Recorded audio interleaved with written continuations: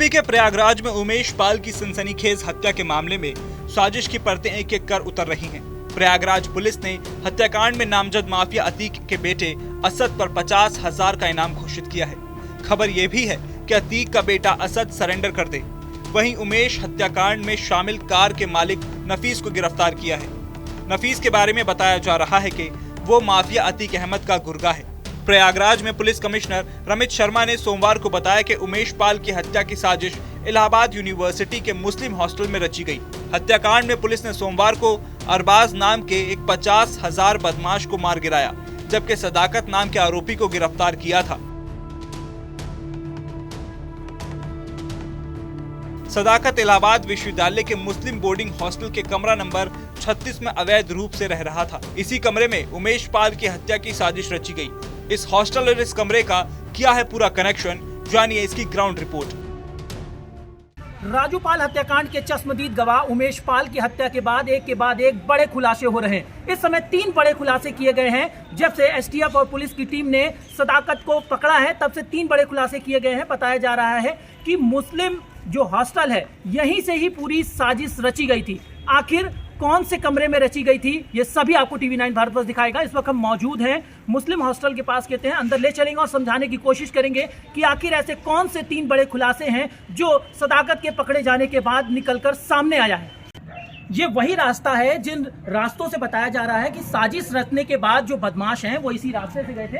हम आपको हॉस्टल के अंदर धीरे धीरे करके लेके चल रहे हैं और समझाएंगे कि आखिर किस तरीके से जो अवैध रूप से सदाकत 36 नंबर के कमरे में रह रहा था, वहां पर कितने लोग थे। और बताया ये भी जा रहा है कि वहां से कुछ संदिग्ध चीजें भी मिली हैं, यानी कि कुछ ऐसे बताया जा रहा है कि विस्फोटक जो चीजें होती है बनाने की सामग्री, उसको भी मिला है। और उस कमरे को पूर्ण रूप से सील कर दिया गया है। एसटीएफ की जो टीमें हैं वो भी लगातार यहाँ पर अपना वर्क जो है कर रही है। तो ऐसे में देखना होगा कि आखिर एक के बाद एक ऐसे कौन से कहते चीजें जो हैं सदाकत के पूछताछ में निकलकर सामने आया है, क्योंकि कनेक्शन भी जोड़ा जा रहा है। क्योंकि पूरी घटना को जो अंजाम है वो बताया जा रहा है कि साबरमती जेल से और बरेली जेल से कनेक्ट भी किया जा रहा है। क्योंकि व्हाट्सएप कॉल के जरिए एक तरफ जहां साबरमती जेल में अतीक अहमद बंद है, तो दूसरे बरेली जेल में उनके भाई अशरफ बंद है। बताया जा रहा है कि वीडियो कॉल के जरिए सब एक दूसरे से कनेक्ट हैं। इशारा मिलते ही इस पूरे वारदात को अंजाम दिया गया। अब आगे चलते हैं और आपको दिखाते हैं वो 36 नंबर कमरा जहां पर सदाकत अली जो है वो यहाँ पर अवैध रूप से रहता था और LLB की पढ़ाई कर रहा है। रोलिंग।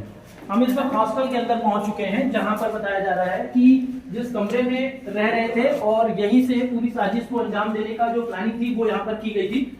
ये आप देख रहे होंगे कि लगभग जो कमरे हैं, जो यहाँ पर रहने वाले जो छात्र हैं, वो भी यहाँ से बताया जा रहा है कि मूव कर चुके हैं। क्योंकि पुलिस जो है हर एक कड़ी से कड़ी जोड़ रही है, आखिर इसकी भूमिका कहाँ पर इसमें संदिग्ध मिल रही है।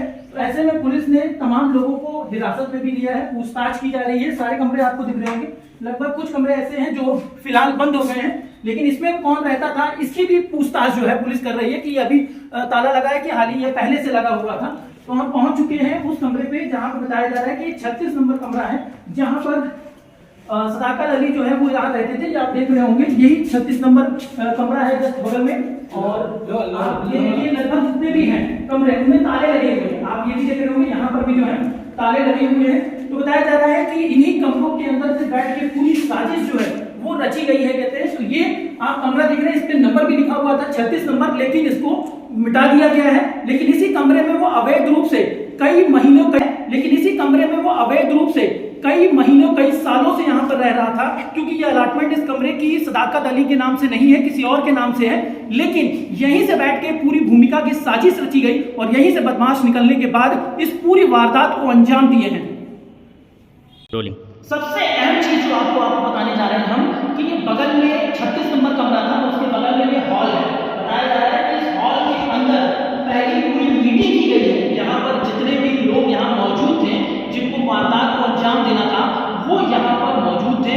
यहाँ पर पूरी प्लानिंग हुई, पूरी बातचीत हुई। बातचीत के बाद कमरा नंबर 36 जो बगल का कमरा है जिसको पुलिस प्रशासन ने सील कर दिया है, उस कमरे के अंदर सदाकत जो है वो रहते थे। और ये पूर्ण रूप से देखा जाए तो सदाकत का जो रूम है वो तो बंद तो कर ही दिया गया है, लेकिन उसके अंदर से जो संदिग्ध जो चीजें मिली हैं उस पर भी जांच पड़ताल चल रही है कि हालांकि ये सब जो सामग्रियां जो लाई गई है कहाँ से लेकर आई गई है, जो विस्फोटक चीजें हैं, और इसको बनाने के लिए कौन कौन लगे हुए थे। क्योंकि घटना के दिन गोली ही नहीं बम से भी हमला किया गया था। तो ऐसे में माना जा रहा है कि बम की सामग्री भी यही लाई गई, यहीं पर ही बम को बनाया गया और उसके बाद पूरे वारदात को अंजाम दिया गया। प्रयागराज से टीवी 9 भारत